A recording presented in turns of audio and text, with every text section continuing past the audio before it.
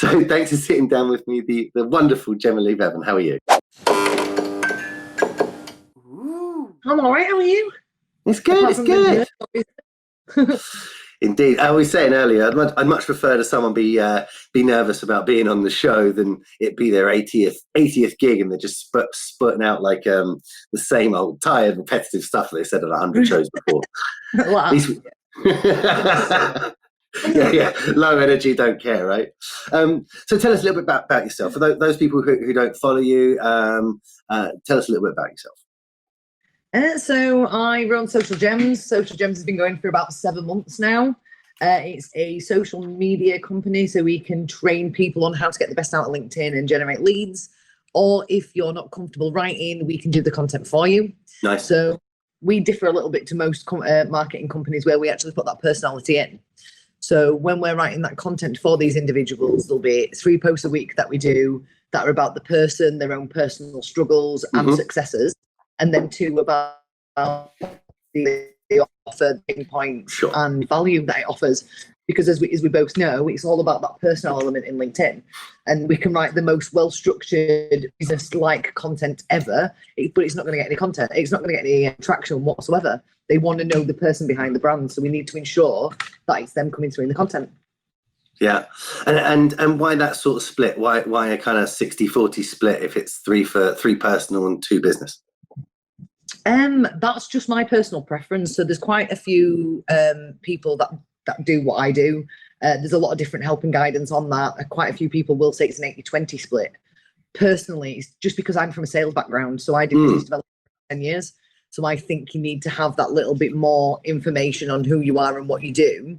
And you just need to keep reiterating that, obviously, by letting people in and giving them information about you as a person as well. But you do need to have that reminder. But there's ways and means of doing it where you're actually generating interest, sparking intrigue, without, for want of a better term, dropping your pants on the first date and telling everything about your product. No, I really like it. But it's just nice to hear someone else who's thinking in that split. And I understand the concept of training people and kind of giving them the the ability to go out and do it themselves. But when you are managing someone else's content, because it's good for people to think of if they are going to do it themselves, like, how are you finding the voice? Like, right, that's the hard bit. How do you find the tone and the voice for who you're talking about? How do you even begin to go about it? See, I don't struggle with that, but that's purely based on the fact that I have conversations with people regularly. So I ensure that with our clients, especially in that first month when they start with us, they have to talk to me every week. And in that conversation, I'm constantly jotting down notes and pulling information from stuff that they're actually saying. Best example, I had a conversation with me on Monday, decided he wanted to sign with us. I sent him 2 weeks worth of content yesterday, and the response I got back was, "Oh my God, I can't believe how much you've put my personality across after one conversation with me." But you can pick up people's mannerisms and the way that they speak and the thought process and the ethics and morals by just having an in-depth conversation. And the conversations that we have with people aren't, "So what do you want to push? What do you want to sell this week?" It's more of a, "So how's your week been?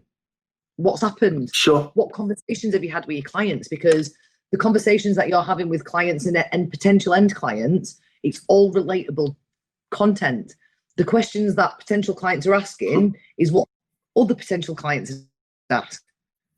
So it's a decent relatable content. You're kind of answering the questions before the person's got to a point where they're going to ask them.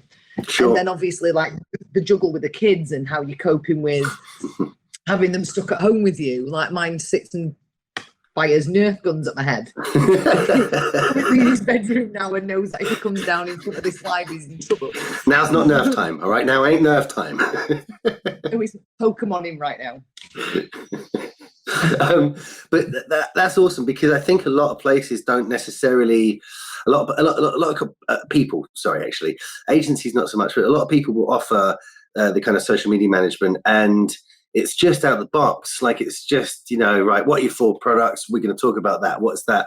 They never really concentrate on the who, which is mental, because that's people still buy from people, no matter what anyone tells you, when, especially on a B2B basis. There's someone else who can offer your product. There is. I can find 5, 10, 20 people who offer whatever product I want to buy. So it's about you. It's if I want to work with you and I trust you to do the job for me, that's where it's important. But for some reason, people don't push that on their marketing. Bizarre, because I mean, like from our point of view, Social Jems has been going for 7 months now. We've got 28 accounts that we're working on in terms of writing content for individuals' personal LinkedIn accounts. None of those have been by me going out and prospecting, and bearing in mind I'm ex-business development. Sure. But it's all inbound lead generation. People coming to us on LinkedIn going, see, I want to talk to you about what you can do for us. So by just having that personality out there and showing people that, yeah, you're quite knowledgeable, you know what you're talking about in terms of your specific sector, but you don't take yourself too seriously and you can have a bit of a laugh, you get so much further. And it just means that you don't have to get to a point where you're going, buy my shit, buy my shit, buy my shit, because people are going, oh, I want your shit. Yes. And it's far more effective. I can't remember who I was talking to. I think it might have been either Mike Winnett or Andy Barden a couple of weeks ago, who was saying that like it's so obvious, right? It's so obvious when we're releasing content that we're selling, right? You know, none of us wake up in the morning and be like, can't wait to do a video, can't wait to do 4 or 5 videos today. Like that's a great day. Like I do actually, I enjoy the video process, right? It's not a burden, it's not a pain in the backside, but it's not like my job. It's something I'm using obviously as a tool to push out there. So if you're putting that content out there, you don't need to be like, buy podcasting or buy some video production. You don't need to say that every time, because people get it.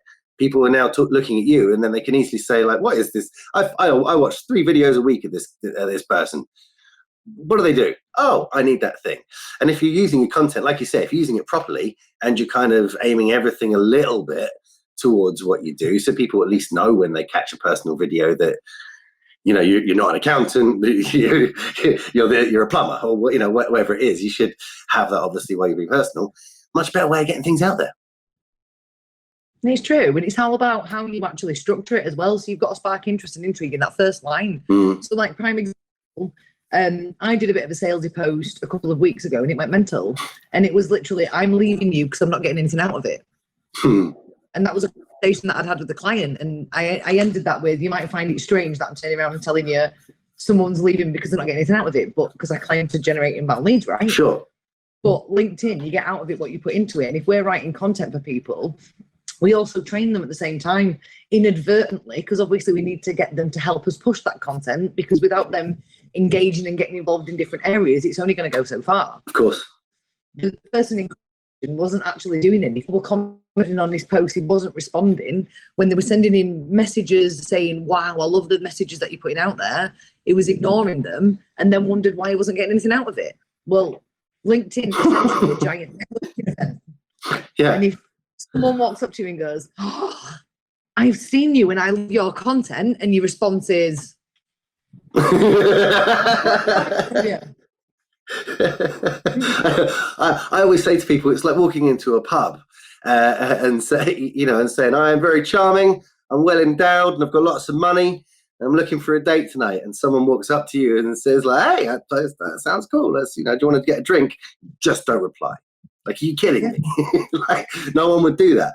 Why go to the time and effort of sprucing yourself up that night and throwing on some Old Spice or whatever the hell, and going to the pub with that idea in mind? If you're not actually going to follow through with it, like, just don't bother. Chill out at home. Just save the Old Spice. And the same thing with video content or written content. If you're going to waste 10 minutes of your time, and I say waste very much in air quotes, but if you're going to waste your time by putting a post out and then not spend 20 minutes for that day, an hour of that day, to make sure that you're responding to people and communicating with them, don't bother doing it in the first place. Like, you're not going to see the response you want. No, it's true. And it's like, the thing that annoys me as well is when people go in for the kill, like they'll send messages and go, did you know this? You really want to buy it? And my response to that is, if you went to a networking event, would you walk up to someone and go, buy my shit? Never. Or would you go, hi, how's you? How was your travel down here? Was it easy? Did you get stuck in traffic? You start with small talk. Totally. And then you move on to that naturally through the conversation. So why do people think that on social media platforms it's no different to in real life? Yeah, because it's weird, because you've taken out the face-to-face, then it feels like the humanity is lost as well. And it's like, no, now's actually time to jack that humanity up to number 11, because we haven't got emails have no eyebrows, or whatever the thousand of sayings are, right? But I can't look you in the eye and see if you're, I hate that, I like that. It's so I've got to say it to you, right? I got to, make sure you have that. And it feels like most people as well go for the close, 65 messages too early. Great, how you doing? Yeah, nice to meet you, nice to connect. Great, this is what we do. I don't care. Goodbye. Like, I'm done. And I've actually started responding to him actually and going, I'm curious, what's your turn on? And the amount of them that just completely ignore me is unreal. So I kind of sit there and go, right, so you sent me a sales message. Mm-hmm. If I'd have completely ignored your sales message, I'd have been the biggest bitch on the planet. But when I have a message going, what do you get out of this? You've gone, I'm not talking to you because you've not given me what I wanted. And that's why because you're not an immediate yes, because you didn't immediately say yes, you're no longer a prospect, which is just the worst type of sales in the world. What's really interesting is I come at social media in the same way as you. I was always business development, account manager, sales my whole career. And one of the reasons that Tony and I started this agency was because Tony's very techie, I'm very salesy. Neither of us ever saw any content which was particularly helpful for either of us. So in my job, it was IT. So I would be selling to techie people, and I'd have content which spoke to me, which that bored them, or I'd have 1,000 words, which was too much, which spoke to them, and I wasn't interested. And trying to find that middle ground has been really successful, because that's where people want to see that. You don't necessarily want to give away all the information in one post, because that post will be 6 pages long. Whereas you do want to give a snippet of it and say, come and speak to me. So how do you, because it sounds like we approach social in a similar way from that business development side. Like, if someone messaged me with a sales message or a pitch or whatever, or a hello, I respond. Always have done. It's great to be in a position where people now message me, because for 10 years of my career, it was just me messaging everyone constantly every day, right? But I respond, and I want to see the sales process. I want to be sold to properly. Like, I want them to say, hey, I see you make podcasts. Oh, great. You've taken 45 seconds and looked at my profile. I dig it. Like, let's talk some more, So how much time do you waste replying to the old pitch and connects? I respond to them all, because exactly the same as you, I used to be that person. And in majority of the situations, I don't actually blame that person for sending that message. Not at all. I blame the company for not actually training that individual, just passing them a phone and a laptop, telling them to crack on, and then literally cracking the whip when they don't hit the targets at the end of the month. So what it does tend to find is that a lot of people go, shit, I need to hit target. If I don't hit target, I'm going to lose my job, because we're everything that's going on now, they're definitely going to get rid of me if I'm costing them money. So they go, shit, what can I do? I need to get a return really quickly. I know I'm going to send out 500 messages on LinkedIn. Yeah. So I respond to them for that reason, because I genuinely feel sorry for him, because I just think, how much pressure must you be under to think that that's going to work? Yeah, exactly. Now, there is the problem that tons of it is automated now. Tons of those really terrible messages is using some third-party thing that just automates it. And I have spoken to people who have had success from those. There's some good automation tools out there, and this is the thing that really annoys me, is it's so easy to use one of those automation tools. I'm thick and I can use it, right? And then there's people that will send me messages going, did you know I can help you generate inbound leads on LinkedIn? And I respond with, did you know that if you checked out my profile, you would see that I do the exact same thing? Your social media account management tool, why don't you actually put in search criteria to ensure that you're actually aiming at your target market, not sending one to bloody everyone? It is not lead generation. It is not LinkedIn expert, right? That's the ones that get me as well. My first response every single time when someone says to me, we can get this many leads from your LinkedIn profile, I'm like, sounds fantastic. I won't be giving away any access to my profile. Like, I can't. I wouldn't give you access to my mobile. Like, you can't access my Instagram page either. Like, and the response is always so aggressive and negative. You don't want leads then? No, I just don't want to give access to something that I've have personal connections on. for you to then blast out a million messages. And then, that's the way that people are going to first meet me, with a automated, hello and quick, and I don't know, just doesn't. Hello, just doesn't buy my shit, please. And I literally just won't say that to people. I will wait when talking to people for them to be like, so, I also spend a lot of time just helping people out, because video, podcasting, this kind of content creation, which is, past written, is very out of a lot of people's comfort zone. That people have written emails before, people have written something, they can maybe write a decent post text, but where would you even start with a video? What do I have and stuff? So I'm happy to help people out, and we'll wait until someone's like, well, can you do that for us? Yeah, sure, absolutely, of course we can. But I also think video and what we're doing is something that you can actually facilitate yourself to do, and it's great. And it's it's what we did. Or my first 100 videos, I reckon, were just done with a camera. Lots of them me holding them and shaking around as well, because my chair was wobbly. And then yeah, but you can get away with it. I kept falling off a chair. It's it is a difficult thing to start sometimes for some people, and I get that, because it's brand new. But I'm happy to help. I just don't then go straight for a close on me if I'm happy to have a conversation, right? I'm the same. I people message me all the time and go, Jem, do you know how to do this? Or Jem, can you do this? And how do I do this? And I'll just respond. I never go, well, I think you have to give me money first. When they go, Jem, can you just do this for me? Just send me a bill. Oh, don't worry about it. You're already paying for this. It takes me 5 minutes. It's not an issue. And then exactly. A couple of training sessions through lockdown, and the reason we've done that is because there's so many people out there that are struggling at the moment. A lot of them are actually still trying the whole method of let's call 80 people a day each person. Obviously, everyone's stuck at home with the kids, especially in that first couple of weeks. Nobody was answering a bloody phone. So I thought, well, if we do a free training session on LinkedIn, it might actually help save a couple of those individuals' jobs by teaching them how to do this without to the business. That was supposed to be both. Well, I've done about 3 of them, but those training sessions were supposed to be half an hour of me talking and half an hour of me answering questions, both of which ended up 2.5 hour long of me waffling. Wow. But it's necessary.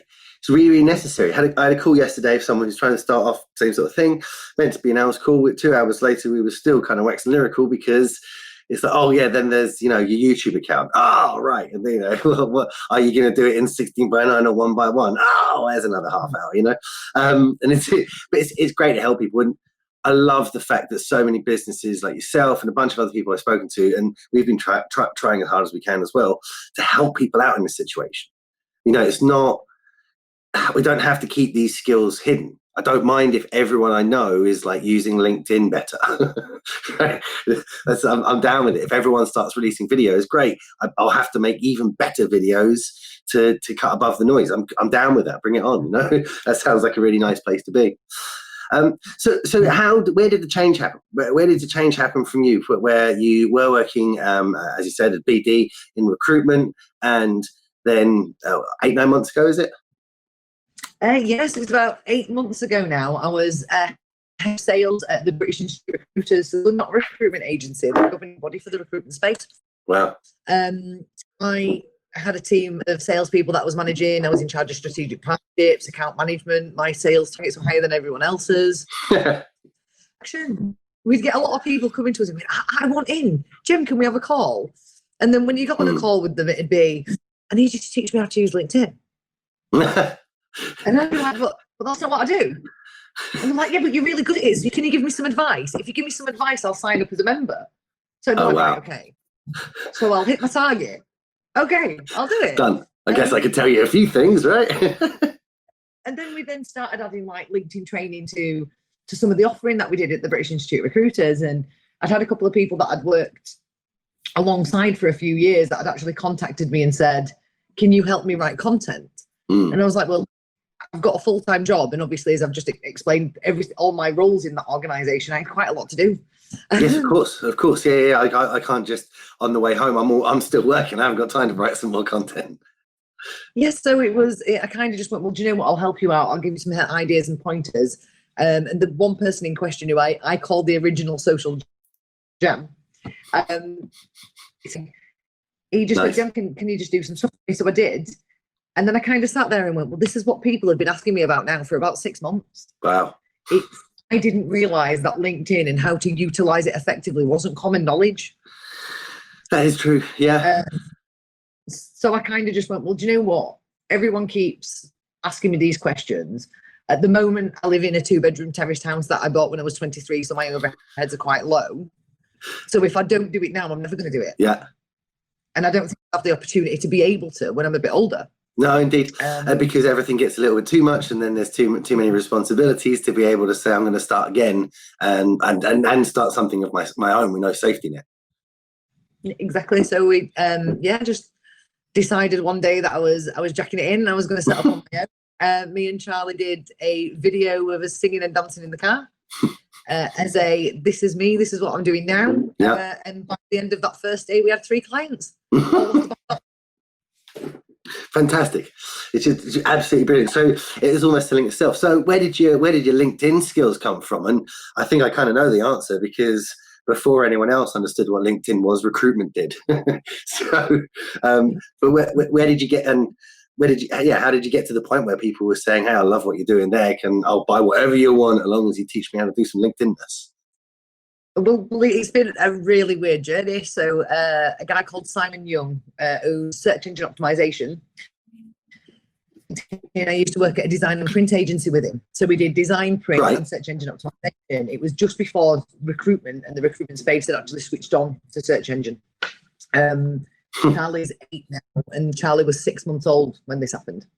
Wow. And Simon went, have you heard of LinkedIn, Gem? And I went, well, no. So he kind of showed me it. I had a look on it, and I went, well, hang on a minute. Why are we hammering phones and trying to contact people when Joe Bloggs is on his dinner at 9 o'clock in the morning, or he's gone trekking to arse end of Narnia and nobody knows when he's going to be back? Or we could just send him a message on LinkedIn and it goes straight to him, and we don't have to speak to 15 receptionists before we get there. Nice. Yeah, exactly. So I did a bit of research, and there was no research on how to use LinkedIn as an effective sales tool. So I was like, well, do you know what? I'm just going to try. And I started sending messages out. And with it being search engine and obviously recruitment being a highly saturated market, I decided to hone in on that particular sector and just targeting the whole world. Right, nice. And everyone told me I was stupid for it. I then went to work at an umbrella payroll company, which Fedu's ended up working in that sector for about 7, 8 years. Yeah. I'll be honest, when I went to that interview, I hadn't got a clue what umbrella payroll was. But you know what, they offered me the job because I walked in and went, I tried to research it, and I'm more confused now than I was before. That's a good opener. Oh man, that's a good opener. I like that a lot. Listen, I would ask the question. Everyone asks, if you've got any questions. I loads, man. Yeah, what the fuck's I at 35?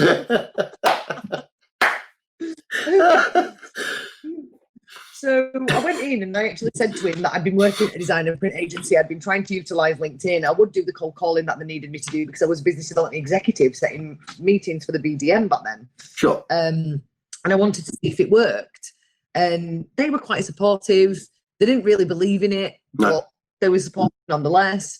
I worked in other organisations where people laughed in my face and went, happy Monday, Gem. Why don't you say another motivational quote? And I'm like, do you know what? You don't believe in it? It's fine. Carry on laughing at me. And then when you end up being top salesperson and they're going, how did you do that? I thought I was stupid. I tell you what, there'll be a motivational quote about it on Monday, you bastard. But yeah, I kind of took it. It was about 3 years of, you're an idiot, it don't work, you're stupid for believing it. And I'm like, do you know what? I know it will work. And it was always putting my personality across, always just trying to spread a little bit of positivity, because that's just who I am. Yeah. I'm kind of a happy-go-lucky person. If I'm down, there's something definitely wrong. Yeah, I'm the same. There must have been a car crash on my commute if I'm not like, morning. But then I moved over to the British Institute of Recruiters. So from everyone laughing at me, I actually got headhunted for my online presence. Wow, for brilliant. a couple of different companies to actually head up sales teams and teach other people on how to utilize LinkedIn. So we did all that. Went over to the British Institute Recruiters. They did technical stuff. So they're basically talking about technical advances in recruitment and how it changes the landscape of recruitment. So my MD came up to me and went, we're talking about this, and it's all about video, and you're not on video, so you need to get on video. Okay. And I'm like, no. So I avoided it like the plague for 2 months, because what people don't know is from 16 to 23, I have bulimia. I'm not the most body confident or confident woman in the world. I know I might come across as though I am, but I'm not. No. So I dropped in and out of my office after 2 months of saying, no, I'm not doing this. I was dropping in and out of the office for about 3 or 4 hours, actually going, look at the state of me. Change my Nobody wants to see me. Well, my partner and my little boy are just kind of sat on the sofa going, yeah, still look great. Still look great. All right, yeah, you don't look great. Whatever you need. yeah. Chocolate? Hug? Chocolate? Don't crease my outfit. Oh, Jesus. Yeah, and so we did a video, and it's really corporate. And I was talking about everything that we needed to do. It was about 5 minutes long. 2 minutes that is me just playing with my hair. And because I was a BDM, I used to spend a lot of time in the car. So when I was trying to get pumped up for meetings and stuff, I'd always be singing and dancing, because I'd always got music on. Hell yeah. And I had Snapchat. So I used to send all my friends just stupid videos of me constantly singing in different places in the UK. And I got stuck in a traffic jam one day, and I'd done one while I was sending it to one of my friends. And I just kind of had this moment where I went, do you know what? I've been told I've got to do video. Yeah, here's a video. Here's a video. You want a video? Here's a video. Yeah. I was like, fuck it, I'm doing it my way. Nice. So I put one on and just singing and dancing, because all everybody ever said, regardless of how professional my videos were, God, I don't face. And I'm like, yeah, I know. So I thought, do you know what? I'm using it to my advantage.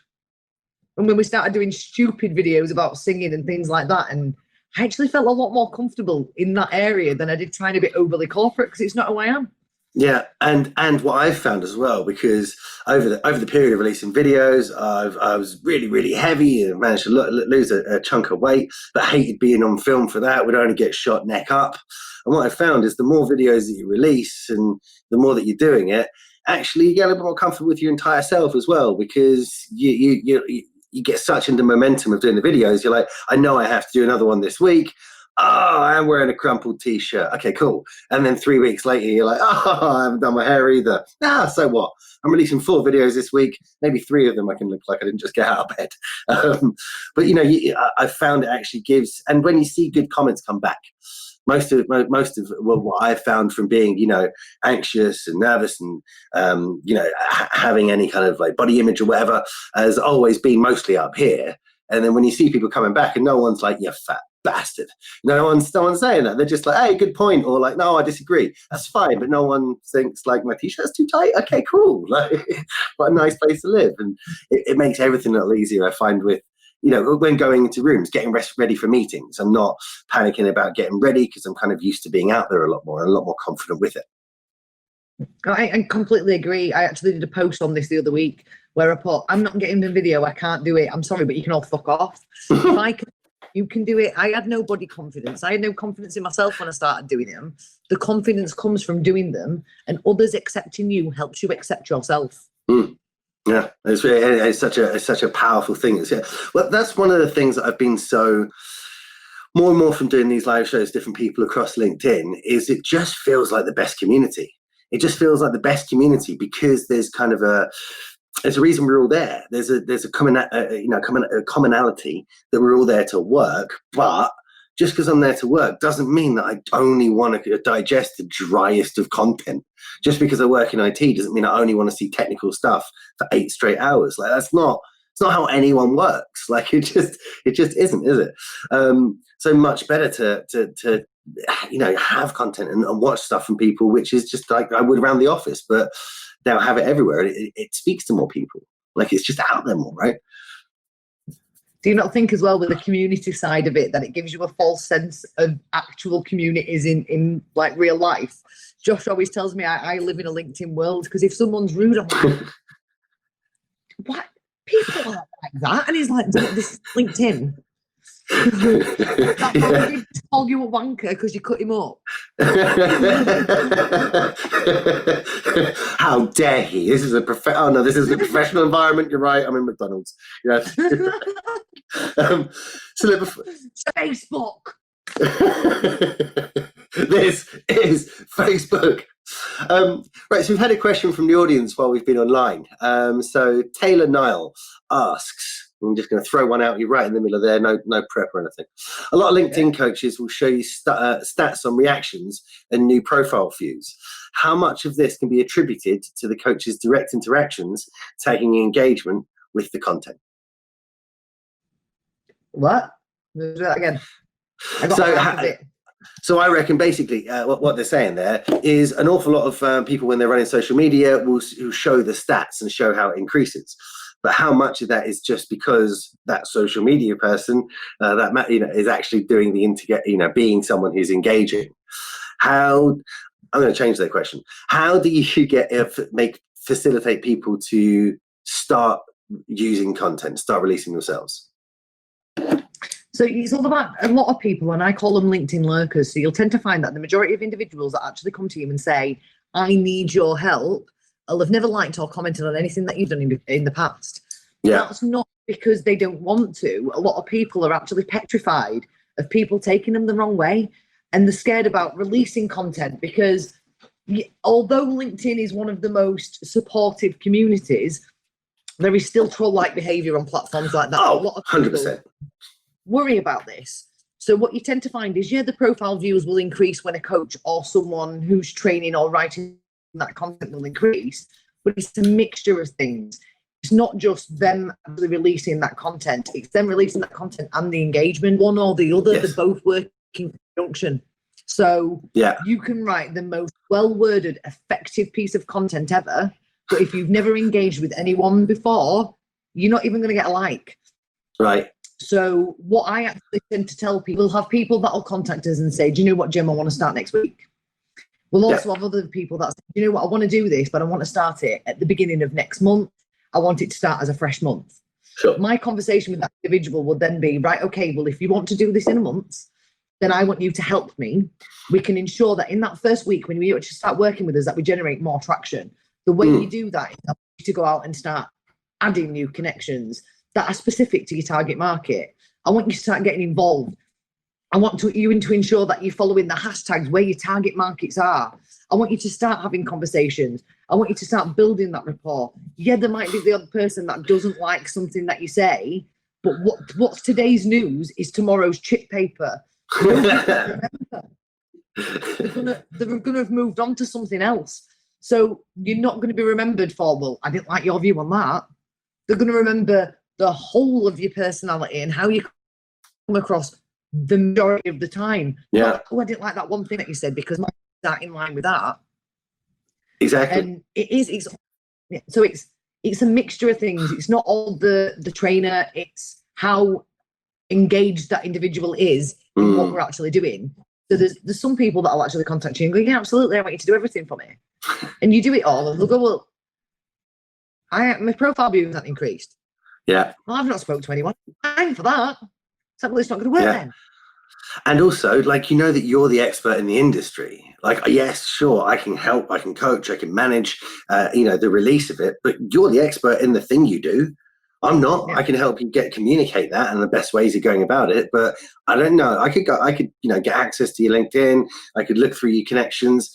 I don't know if Billy or Janie or Jimmy or Joni, I don't know who's the best person to speak to and who's the real expert is, I don't know who's best to, you're perfect for that. And what I think people forget is, I'm starting to see people start to understand is that isn't just marketing. It's not just a way of getting more likes. Like, all the good agencies out there don't care about likes and views. Sure, we report them. Yeah, we do. Because it's it is data to show how we're getting to the end result. But what you care about is actually getting an inbound, getting some sort of return from it. And to do that, like going out and connecting with the networks and speaking to people you haven't spoken to recently, or going into the communities where you would hang out and being part of it, that's sales. That's really, really good sales. Like I just couldn't network as much as I do in a week on LinkedIn in a year. I couldn't travel that much. I couldn't speak to that many people in the US. I couldn't just shoot up to Leeds and shoot up to Yorkshire and say hello and then shoot back down and talk to someone in Surbiton. I just couldn't do it. But I can in a day do that and more just by utilizing the tool. It's never a waste of time. No, it's not. And it's all about, but like a lot of people will go, oh, well, I don't really want to speak to that person. I don't really want to comment on their post because it's not in my target market. But who's in their network that is in your target market? Simple as that, right? And if your network's full of people who aren't in target market, then go and look at your network, because that's not what LinkedIn's for. It's not MySpace. I'm not just trying to get 1 million followers, because it's not helpful. Jemma, this has been great. I know, I'm getting old. Leave me alone. Bebo next. I'm actually too old for that. So, Jemma, look, we try and keep these at half an hour because, again, it is LinkedIn and everyone's busy, and we don't want people to have to log in too long. But thank you so much for joining us this week. Really, really, really appreciate it. If people want to follow you, if people want to find you, where do they go to find you? I'm just on LinkedIn. So we did have a website, and in 4 months we had 40 views, whereas we have 22,000 in 90-day period on LinkedIn. So I decided, you know what, I ain't paying for that anymore. Love that. So yeah, LinkedIn, my personal profile, and we also have a company page as well. Amazing. So guys, check out Jemma, and also it's really, really good content, worth following. But even if you never end up working with Jemma, it's just really worth following because it brightens my day a whole bunch of times. Jemma, thank you so much for joining. Guys, to be fair, so it's always fun to watch just for faces. Just unmuted just for the faces. Jemma, that's awesome. Thanks so much.